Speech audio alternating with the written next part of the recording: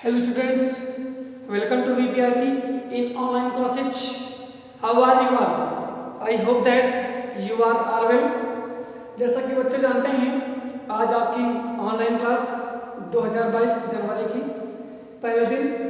तो जैसा कि आपका टॉपिक जो है बच्चों फिगर्स ऑफ स्पीच पढ़ाया जा रहा था और इसकी शुरुआत की गई थी। तो आज उसी की आगे का जो टॉपिक्स हैं उसके बारे में आपको बताया जाएगा। हमने आपको कल बताया था फिगर ऑफ स्पीच के बारे में, अलंकार के बारे में, और शुरुआत क्या था सिमली की। सिमली मतलब अलंकार, इसके बारे में आपको बताया गया था। तो आज नंबर 2 ऑप्शन में जो आता है क्रम में, आज इसके बारे में बता रहे हैं। तो है आपका मेटाफर। मेटाफर का मतलब होता है रूपक अलंकार। तो ये नंबर 2 पे आता है क्योंकि पहले में सिंपली आपने कल स्टडी किया था। तो आज उसी के आगे हम आपको बताने जा रहे हैं। तो पहले बात करें इसके डिफिनीशन की। तो डिफिनीशन है इन metaphor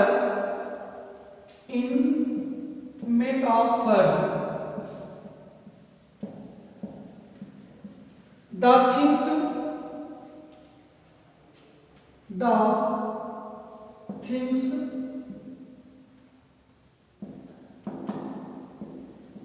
in metaphor, the things compared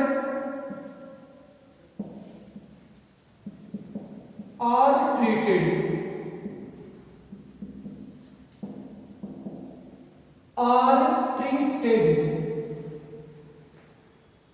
as one and the same, as one and the same,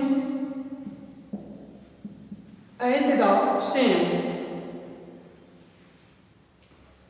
and the same, but the comparison of words, but the comparison of words as like so are not used। तो बात करते हैं पहले English में definition की metaphor की। तो in metaphor the things compared or treated as one and the same, but the comparison of words as like so are not used। तो इसका मतलब यह है कि रूपक वह अलंकार है जिसमें तुलना करने वाले शब्दों को एक ही मान लिया जाता है, लेकिन तुलना करने वाले शब्द एज लाइक सो का प्रयोग नहीं किया जाता है। ठीक है, तो ये है आपका हिंदी में भी डिफिनीशन और इंग्लिश में हमने आपको बताया। तो यहाँ पे जैसा कि आपने सिमली में स्टडी किया था कि वहाँ पर एज लाइक सो तरह का इसका मतलब होता है, एज लाइक सो का मतलब तरह या वैसे ही या भांति या समान। ठीक है, तो ये होता है सिमली में। लेकिन यहाँ पर क्या होगा कि सिमली में जो ये चीजें यूज हो रही थी एज लाइक सो, लेकिन यहाँ पर तुलना तो किया जाएगा लेकिन एज लाइक सो का प्रयोग नहीं किया जाएगा। जैसे एग्जाम्पल नंबर 1 की बात करें हम, जैसे कहें life is a dream, life is a dream, जीवन एक स्वप्न है। Question example number 1, life is a dream, जीवन एक स्वप्न है। सही में स्वप्न थोड़ी है, स्वप्न की तरह होना चाहिए जीवन को, लेकिन तरह की मीनिंग जो होती है एज लाइक सो वो नहीं लिखा है। तो कौन सा अलंकार हो जाएगा? रूपक यानी मेटाफर अलंकार हो जाएगा। चलते हैं अगले क्वेश्चन की ओर। The camel is called the ship of the desert, the ship of the desert। Question अगला कह रहा है कि the camel is called the ship of the desert, ऊंट को रेगिस्तान का जहाज कहा जाता है। तो ऊंट जो है सही में जहाज तो है नहीं, कहा जाता है ना, लेकिन ऊंट जो है रेगिस्तान के जहाज जैसा है। लेकिन जैसा एज लाइक सो जो मीनिंग होता है ये यहाँ पर लिखा नहीं गया है, तो क्या हुआ, कौन सा अलंकार बना, मेटाफर। ठीक है, चलते हैं अगले क्वेश्चन की ओर।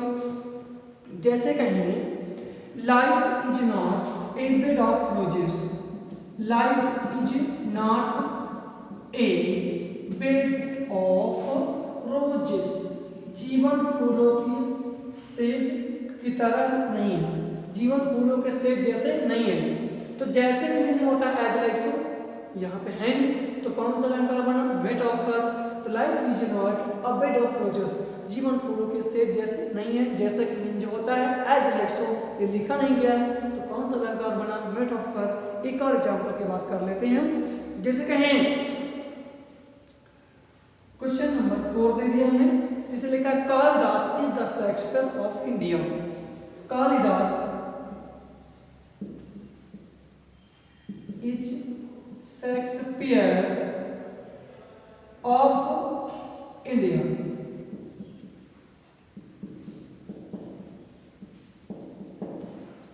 शेक्सपियर यानी कालिदास भारत के शेक्सपियर हैं। तो कालिदास जो है सही में भारत के शेक्सपियर हैं, शेक्सपियर की तरह है ना, तो जो तरह की मीनिंग होता है वो गायब किया गया है, तो कौन सा अलंकार बना, मेटाफर। तो बेटा ये आपका जो है टॉपिक एंड होता है। अब चलते हैं इसके दूसरे अलंकार की ओर। दूसरा अलंकार जो है हमारा है पर्सोनिफिकेशन। तो आते हैं नंबर 3 पे, अब इसके बारे में हम लोग स्टडी करेंगे। तो नंबर 3 है आपका अलंकार में पर्सोनिफिकेशन। नंबर 3 की बात करें, personification.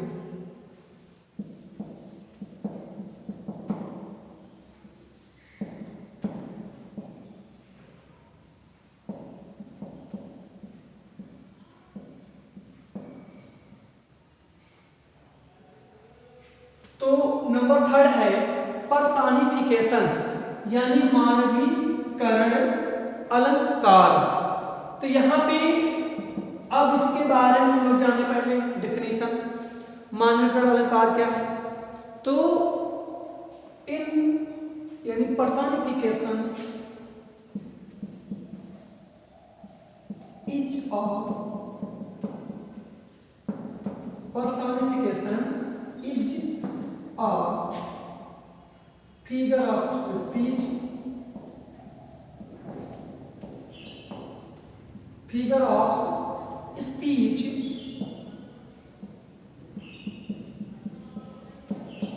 in which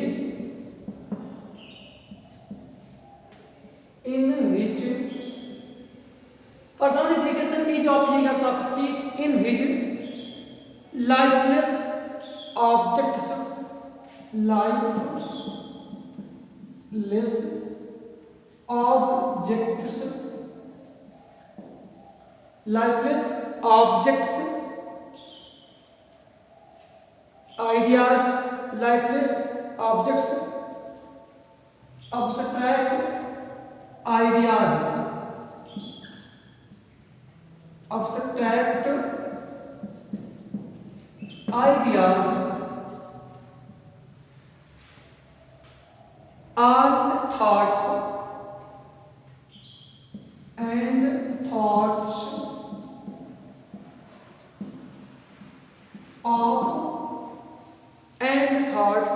of as persons and thoughts of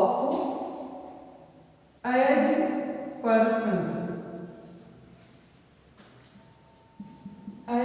persons which having life, which having life.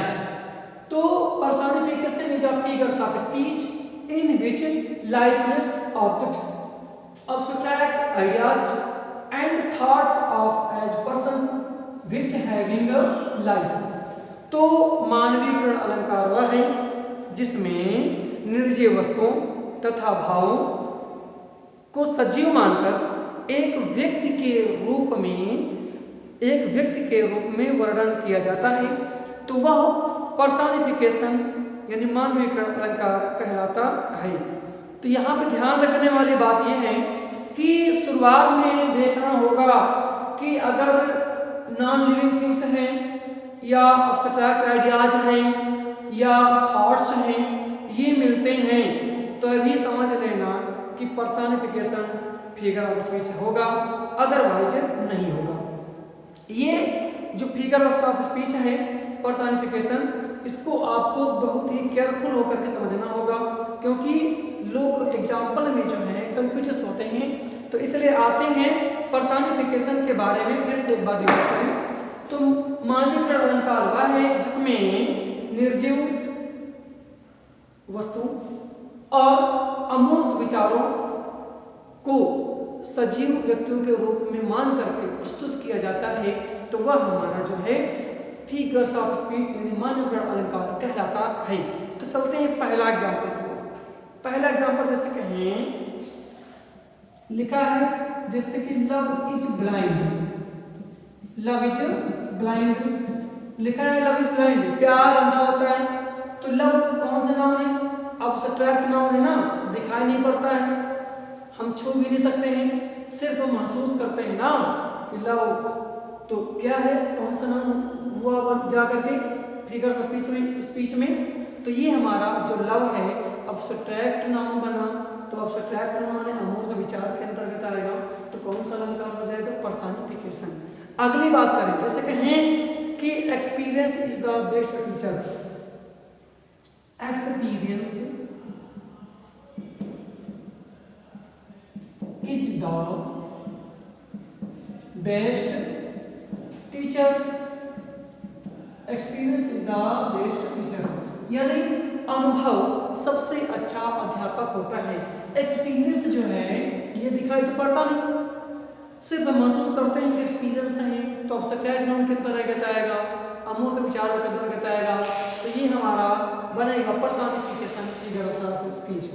अगर हम अगली बात करें, जैसे लिखा है anxiety is sitting on her face, anxiety is sitting, anxiety is sitting on her face, on her face यानी चिंता उसके चेहरे पर व्याप्त है, कह रहे चिंता उसके चेहरे पर बैठी है, चिंता उसके चेहरे पर व्याप्त है।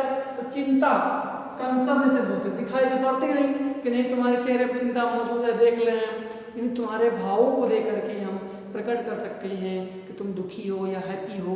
तो वही यहाँ पर लिखा है anxiety is sitting on her face, तो कौन सा फिगर सब्जेक्ट बनेगा जा करके? पर्सोनिफिकेशन। चलते हैं अगले एग्जाम्पल की ओर, जैसे कहें हम कि हमने लिखा opportunity knocks the door, opportunity, opportunity,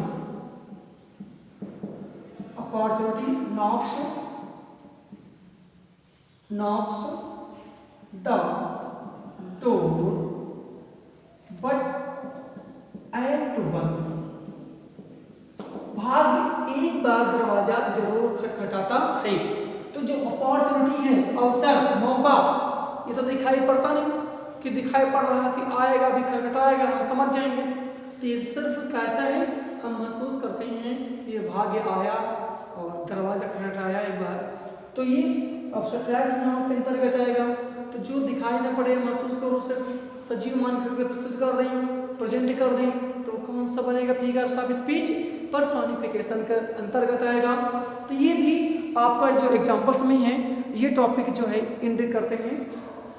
अब इसके एग्जाम्पल की और अगर हम बात कर लें, तो दोनों में एक चीज़ का विशेष ध्यान दीजिएगा आप लोग, जैसे कि मेटाफर में है एज लाइक सो का प्रयोग नहीं किया जाएगा, वहाँ पर डिफिनीशन जो है उपमा और यानी रूपक में जो है मिलती जुलती रहेगी, लेकिन याद रखना है कि आपको जो वहाँ पर एज लाइक सो मेटाफर में नहीं मिलेगा।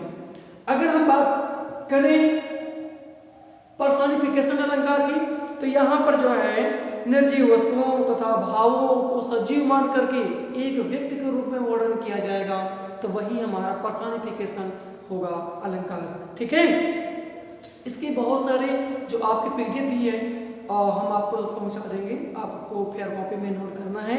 इसके अलावा वीडियो जो है रेगुलर बेस पर पहुंचा रहेंगे, आप उसे देखें समझें और हम तक सूचित करें।